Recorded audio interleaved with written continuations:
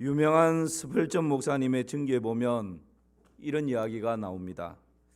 어느 날 젊은 형제가 찾아와서 이렇게 말합니다. 목사님, 제가 교회 생활에서 상처를 많이 받았습니다. 그래서 저에게 좀 완벽한 교회가 있으면 그 교회를 소개시켜 주십시오. 그 말을 들은 스펄전 목사님이 빙그레 웃으면서 그 청년에게 이렇게 이야기를 합니다. 형제여, 형제가 만약 그런 완벽한 교회를 찾거든 나에게 꼭 알려주시오. 나도 그 교회에 가서 교인이 되어야 되겠소. 그렇게 말을 합니다. 그러면서 한마디 더 이야기합니다. 그러나 당신은 절대로 그 교회에 오면 안 됩니다. 당신이 오는 순간 그 교회는 불완전한 교회가 되기 때문입니다. 그렇게 이야기를 하죠. 여러분, 미완성의 인간이 살아가다 보면 참 많은 갈등을 직면하게 됩니다. 없으면 죽고 못 살 것 같아서 결혼을 해서 살아가는데 결혼한 부부도 살다 보면 이런저런 문제와 갈등을 직면하고 사니 못 사느니 도장을 찍자니 말자니 그런 얘기가 왔다 갔다 하기도 하고 여러 가지 여러분 갈등들이 참 많지 않습니까?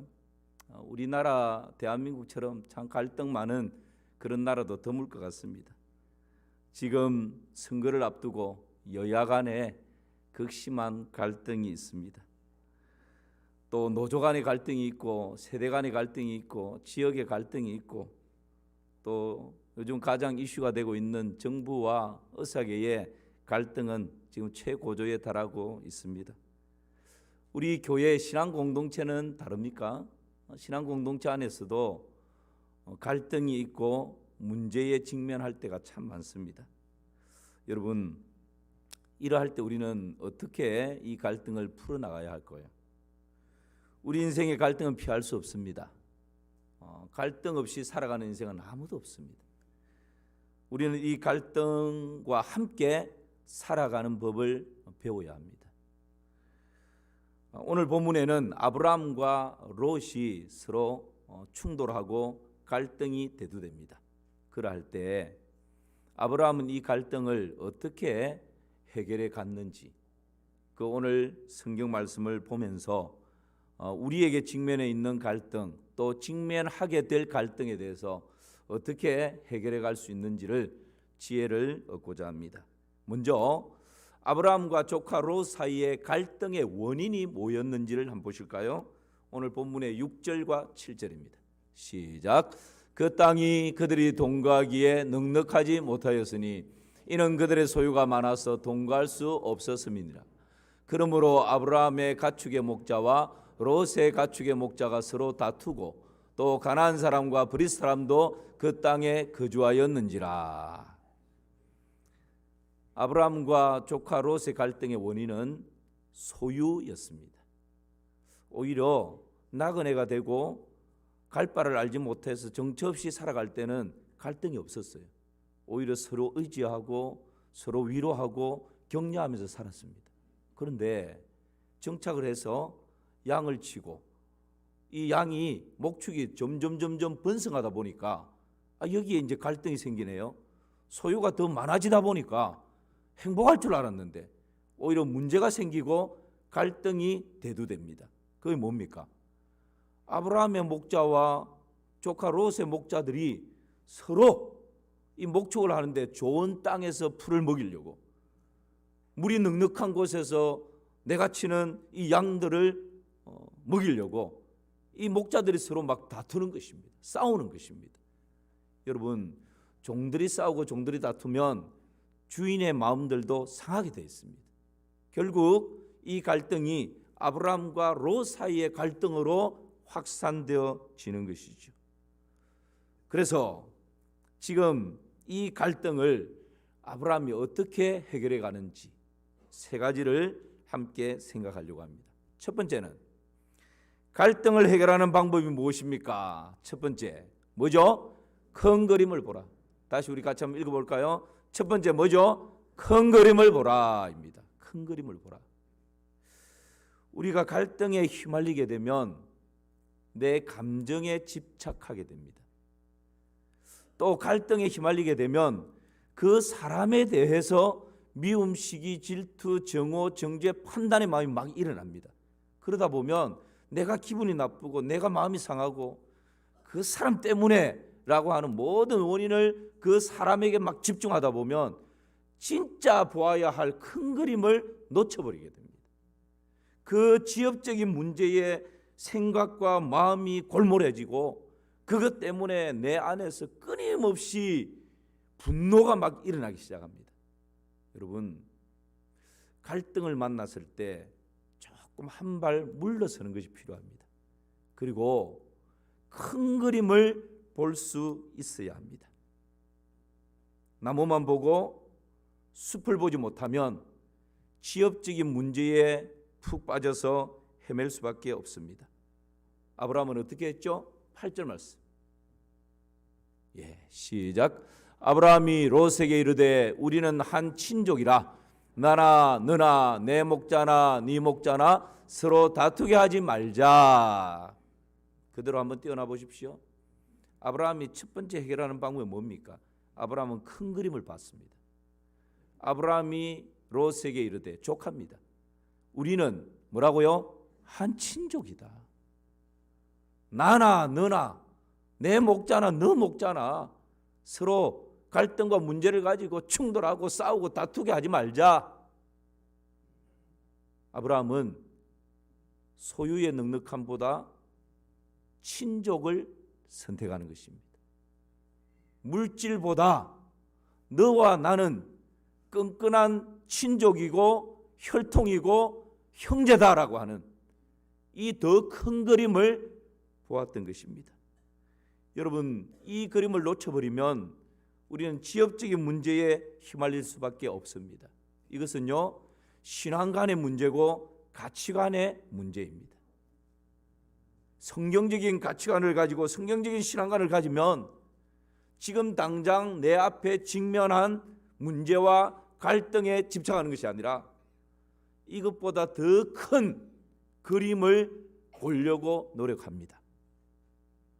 부부가 서로 처음에는 그냥 티격태격 말다툼을 하다가 나중에는 언성이 높아집니다. 그러다가 옆에 자녀들이 있는지 없는지도 그냥 분별이 되지 않고 자녀들 앞에서 험한 말이 오갑니다. 여러분, 이런 모습으로 충돌하게 되면 내 감정, 내 마음이 상한 가운데서 여기에 지엽적인 것에 빵 터지게 되면 진짜 큰 그림을 놓쳐버려요. 부모의 이 모습을 보는 자녀들이 얼마나 큰 상처를 받게 되는지, 앞으로 이들이 결혼했을 때 그 가정생활이 어떠할지, 그 큰 그림, 미래에 대한 큰 그림을 보지 못하면 내 감정에 충실하게 되고 내 분노에 충실하게 되고, 그래서 아이들이 있는지 없는지 그냥 빵 터져버리는 것이죠. 예를 들면 그런 것입니다. 지금 아브라함은 삼촌이기 때문에, 어른이기 때문에 뭔가 내가 먼저 조카를 불러놓고 교훈을 하고 또 이야기를 하고 그렇게 지시도 하고 그렇게 할 수 있습니다. 그런데 아브라함이 그렇게 하지 않습니다. 우리는 한 친족이지 않냐, 다투게 하지 말자. 아브라함에게 있어서는 물질보다 더 중요한 것이 있었는데, 더 큰 그림이 있었는데, 그것이 뭐라고요? 친족이라고 하는 것입니다. 이것이 아브라함에게 있어서는 더 가치 있는 것이고 더 중요한 것이었습니다. 사랑하는 성도 여러분, 갈등이 있을 때에 내 감정에 충실하고 내 분노에 충실하면 거기에 푹 빠져버릴 수 없습니다. 빠져버릴 수밖에 없습니다. 축복하고 싶습니다. 내 마음이 상하는 갈등을 만난다 할지라도 믿음의 눈을 들어 큰 그림을 보실 수 있기를 주님의 이름으로 축원합니다. 그럴 때 여러분, 이 갈등에서 헤어날 수 있습니다. 언젠가 제가 말씀드린 적이 있죠. 엘리자베스 1세의 일화입니다. 실제 있었던 일입니다. 한 번은 남아프리카 연방의 통합을 위해서 전략적으로 중요한 역할을 해야 하는 이 남아프리카의 추장들을 영국 왕실에다가 모셨습니다. 그리고는 최고의 만찬을 베풉니다. 여러분, 이 아프리카 추장들이 와서는, 이 영국 왕실에 와서는 얼마나 이게 만찬이 번거롭겠습니까? 늘 그냥 편하게 먹다가 사전에 철저한 오리엔테이션을 가지는데, 여왕이 들어오면 이렇게 예를 갖추어야 하고, 식사를 할 때는 포크와 나이프를 가지고 이렇게 식사를 해야 하고, 딸그락 소리가 나면 안 되고, 열심히 가르쳤습니다. 막상 이제 여왕이 들어와서 만찬이 시작됩니다. 그런데 먹으려고 하다 보니까 얼마나 힘듭니까? 그러니까 그냥 한 추장이 에이 모르겠다 그러면서 포크와 나이프를 그냥 놔버리고 그 맛있는 만찬을 손으로 먹기 시작합니다. 이 광경을 쳐다보던 그 영국 왕실의 관료들이 눈살을 찌푸리면서 막 이런 모습으로, 그러니까 여러분, 영국 여왕이 지금 긴장감이 돌고 있는 이 분위기를 딱 보고는 여왕도 포크와 나이프를 놓아버립니다. 그리고는 손으로 음식을 먹기 시작합니다. 관료들의 눈이 동그래졌습니다. 여왕이 그렇게 먹으니까 관료들도 다 넣고 손으로 먹기 시작합니다. 그 광경을 보았던 다른 추장들도 이때다 싶어가지고 전부 다 넣고 자기들 방식대로 맛있게 그냥 먹습니다. 그날 만찬은 속된 말로 배 터지게 먹었습니다. 이렇게 먹은 후에 여왕이 사실은 우리 남아프리카 연방 연합이 필요합니다 라고 말을 꺼내자마자 이 추장들이 우리는 다 한마음으로 동의합니다, 적극 협력하겠습니다 그러면서 목적이 다 이루어져 버렸어요. 설득하기도 전에. 여러분, 이날 이 여왕은 큰 그림을 본 것입니다. 자칫 지엽적인 것에 매였으면 그 자리가 더 큰 갈등을 유발할 수 있고 더 큰 문제가 될 수 있었는데 큰 그림을 보았던 것이죠. 일보다 사람을 우선순위에 둔 것입니다. 왕실의 관습보다는 인간의 존엄성을 선택한 것입니다. 형식보다는 내용을 중시했던 것이죠. 이것이 여왕이 보았던 더 큰 그림이었습니다. 더 큰 그림을 볼 때 여러분, 우리 안에서 일어나는 크고 작은 많은 갈등들은 해결의 실마리가 되는 줄을 믿습니다. 많은 일들이 그러합니다. 어떤 갈등에 직면해 있든지 더 큰 그림을 보므로 갈등이 해결되는 그런 은혜가 있기를 주님의 이름으로 축원합니다. 두 번째는 갈등을 어떻게 해결할 수 있습니까? 해결하는 방법이 뭡니까? 두 번째는 뭐라고요? 양보하라입니다. 양보하라. 오늘 9절 말씀 보실까요? 9절 시작.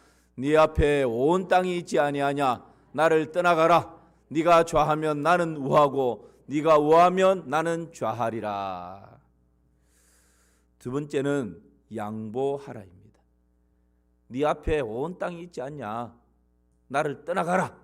여러분, 지금 아브라함이 분리를 제안하는 것이 아닙니다. 헤어지자 말을 하는 것이 아닙니다. 이미 아브라함은 큰 그림을 봤습니다. 서로 다투게 하지 말자. 너와 나는 친족이지 않냐? 이거보다 더 큰 가치가 이 땅을 좀 더 좋은 땅에서 양을 먹이는 것보다 더 큰 가치가 있는데, 더 큰 그림이 있는데 너와 나는 뗄래야 뗄 수 없는 친족이라는 거예요. 그것이 바탕에 있었기 때문에 여러분, 이 본문 이 구절을 아브라함이 헤어지자고 제안한 것, 분리를 제안한 것이 아니다라는 것입니다. 장소의 이동이었지 신앙적인 분리가 아니라는 말입니다. 친족이라고 하는 이 뿌리 위에서 새로운 해결할 수 있는 대안을 제시하고 있는 것입니다. 무조건 떠나라 그러면 그것은 그냥 헤어지자 이 말이죠. 그러나 친족이기 때문에 다투지 말자.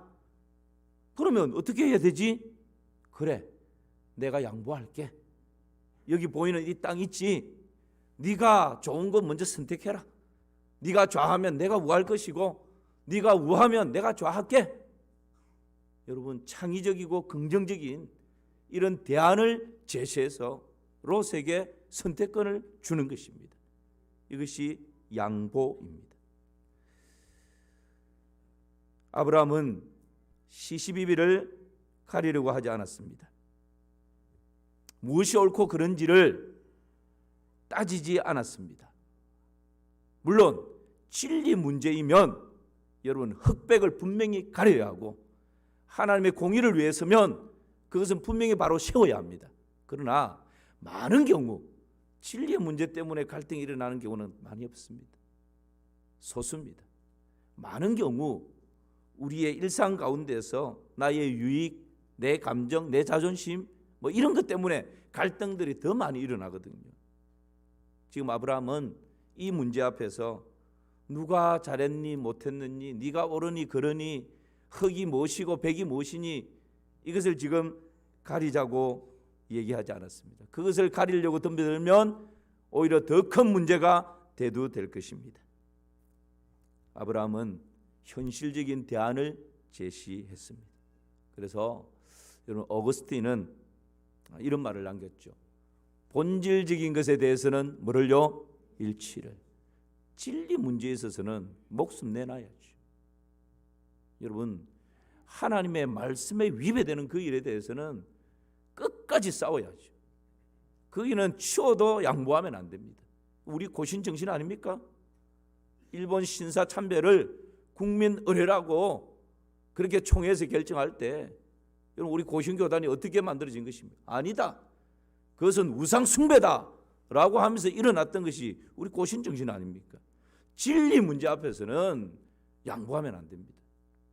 그러나 비본질적인 것에 대해서는 뭐를요? 관용을. 비본질적인 것에 대해서는 좀 관용과 넉넉함이 필요하다는 거예요. 그리고 모든 일에 뭘로요? 사랑으로.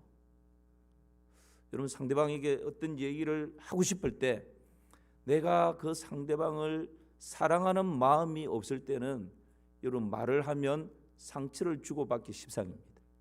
내 안에 지금 분노가 일어나고 그냥 속이 부글부글 끓고 있는데 인내하지 못하고 말을 내뱉으면 상대방도 상처받고 나도 상처받고 그 말은 화살이 되어서 쏘게 되어 있습니다.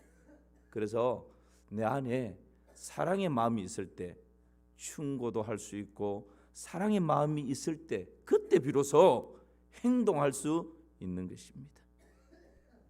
여러분, 갈등이 일어날 때 두 번째 방법이 뭐라고요? 양보하라입니다. 좀 관용의 마음, 넉넉한 마음을 가지라는 거죠. 한 여인이 초등학교 선생님을 하다가 몸에 병이 들었습니다. 집에서 쉬다가 마땅히 할 일도 없고 그래서 조그만한 구멍가게를 열었답니다. 그런데 의외로 이 구멍가게가 갈수록 점점점 번성해 가는 거예요. 손님들이 몰려와서 어느새 북새통을 이루게 됩니다.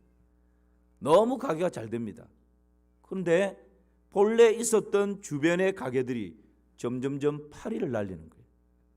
손님들의 발걸음이 끊이기 시작합니다. 가게 주인들은 한숨을 쉬기 시작합니다. 이때 그녀의 남편이 이 여인에게 이렇게 말합니다. 여보, 우리 가게는 이렇게 잘 되지만 옆에 있는 가게들은 파리를 날리고 있지 않소. 그러니 우리 가게를 좀 줄입시다. 이것이 하나님의 진정한 뜻인 것 같소. 이 말을 들은 웬만한 아내들 같으면 당신 배가 불렀구만. 좀 살만하니까 뭐 이렇게 말하겠죠. 그런데 이 여인은 남편의 말이 하나님의 음성들은 들린 거예요. 그래서 그 남편의 말을 듣고 가게를 줄입니다.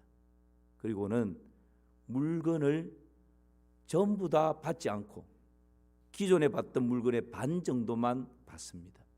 그리고 손님이 오면 그 손님 찾은 그 물건은 저쪽 가게에 있으니까 그 가게에 한번 가보세요. 손님 찾은 그 물건은 저쪽 옆쪽에 있는 가게에 더 좋은 물건이 있으니까 거기 가서 한번 사보세요. 그러다 보니까 점점점 이 가게의 손님 발걸음이 뜸해지고 시간적인 여유가 너무너무 많이 남는 거예요. 그래서 국어를 가르쳤던 선생님이었기 때문에 그 시간에, 남는 시간에 무료하게 보내지 않고 그냥 막 폰 들고 막 이렇게 하지 않고 글을 쓰기 시작합니다. 소설을 씁니다. 그 시간에 쫙 소설을 썼는데 이 소설이 나중에 일약 베스트셀러가 됐어요. 그리고 이 사람이 세계적인 기독교 작가가 되고 문서 선교사가 됩니다. 여러분, 기독교적 가치관을 배경으로 쓰여진 이 소설이 베스트셀러가 되었던 이 소설이 바로 빙점이라고 하는 소설이에요. 우리나라 제가 알기로는 뭐 2개 공영방송에서 드라마로 제작되어서 다 방영이 됐죠. 그 정도로 인기 절정의 그런 소설이었습니다. 그 여인의 이름이 미우라 아야코라고 하는 여인입니다.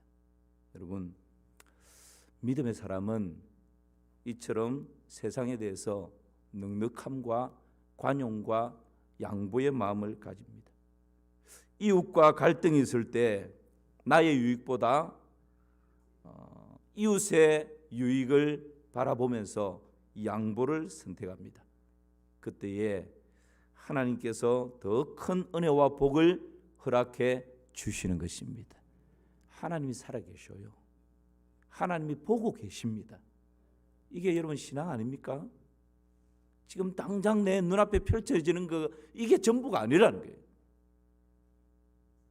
보이지 않지만 들리지 않지만 하나님이 다 알고 계시고 다 보고 계시고, 그렇다면 여러분 좀 하나님께 의탁하고 하나님이 기뻐하실 만한 일들을 선택할 때, 그때 여러분 하나님께서는 다 기억하셨다가 30배, 60배, 100배의 열매로 우리 가운데 채워주시는 것입니다. 이것이 믿음이죠. 갈등을 만났을 때 첫 번째 뭐라고요? 큰 그림을 보라. 두 번째는요, 양보하라. 세 번째는요, 믿음으로 선택해라. 마지막 세 번째입니다. 믿음으로 선택하라. 아브라함은 조카 롯과의 갈등 앞에서 이렇게 양보할 수 있었던 비결이 뭘까요? 인격이 고상하기 때문에요. 그 사람은 타고날 때부터 선한 사람이었기 때문에, 물질에 욕심이 없었기 때문에 아니에요. 아브라함이 조카 롯에게 먼저 선택권을 주면서 양보할 수 있었던 것은 하나님의 말씀 때문입니다. 하나님의 말씀을 붙들었기 때문입니다. 여러분, 우리가 손해보면서 양보할 수 있는 것은 하나님의 살아 역사하는 말씀이 있기 때문인 줄을 믿습니다. 하나님께서 그렇게 너희가 먼저 양보하고 너희가 먼저 내놓을 때 하나님이 빚진 것처럼 여기시고 때가 되매 하나님이 30배, 60배, 100배로 채워주겠다.